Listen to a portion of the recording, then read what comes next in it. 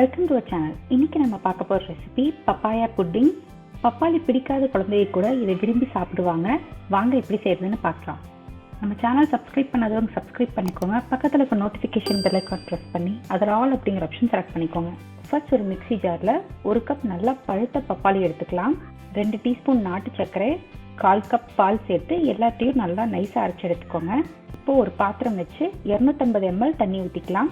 இதுதாங்க அகர். இது சைனா கிராஸ்ன்னு சொல்லுவாங்க. உங்ககிட்ட இது இல்லைன்னா நீங்கள் ஜெலட்டின் கூட யூஸ் பண்ணிக்கலாம். இது ஒரு 16 கிராம் எடுத்துக்கோங்க. இது நல்லா கரையிற வரைக்கும் கலக்கி விட்டுக்கோங்க. நல்லா கரைச்சிட்டு இது தனியாக எடுத்து வச்சுக்கலாம். இப்போ இன்னொரு பேனில் 200 ml ஃபுல் க்ரீம் மில்க் எடுத்துக்கோங்க. உங்களுக்கு ஃபுல் க்ரீம் மில்க் கிடைக்கலன்னா நீங்கள் பசும்பால் கூட யூஸ் பண்ணிக்கலாம். இதில் நம்ம அரைச்சி வச்சுருக்க பப்பாளி விழுதை சேர்த்திக்கலாம். அப்புறம் நம்ம கரைச்சி வச்சிருக்க அகரையும் பாதி மட்டும் சேர்த்திக்கோங்க. எப்போவுமே ஃப்ரூட்ஸை கொதிக்க விடக்கூடாது. நம்ம கரெக்டாக ஒரு 5-10 செகண்ட் கலக்கினா போதும்.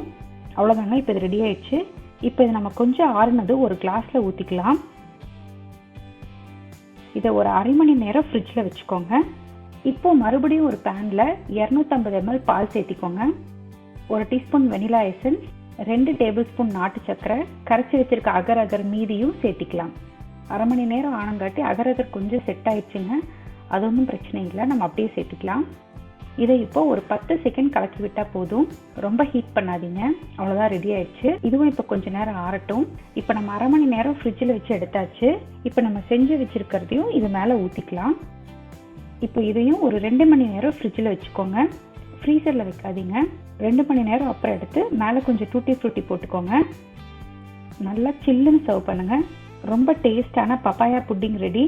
கண்டிப்பாக இந்த ரெசிபியை ட்ரை பண்ணி பாருங்கள். ட்ரை பண்ணி பார்த்துட்டு எப்படி இருந்துச்சுன்னு என் கூட ஷேர் பண்ணுங்கள். நன்றி.